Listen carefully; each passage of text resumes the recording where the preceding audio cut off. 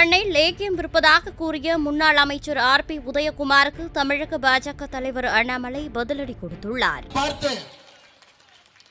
பார்த்து ஒரு பங்காளி கட்சி என்னை பார்த்து சொல்றாங்க, ஒரு பங்காளி கட்சி சொல்றாரு, இந்த அண்ணாமலை லேகியம் விற்கிற மாதிரி வித்துக்கிட்டு இருக்காருப்பான். நீங்களா டிவியில பார்த்திருப்பீங்க. அண்ணே, நான் லேகியம் தான் விற்கிறேன்.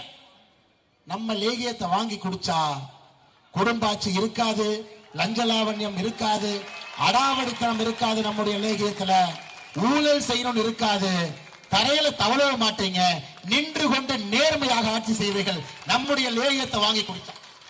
ஆம், நான் லேகியம் தான் விற்கின்றேன். பங்காளி கட்சிகளை ஒழிக்க வேண்டும் என்கின்ற லேகியத்தை வித்துக் கொண்டிருக்கின்றேன்.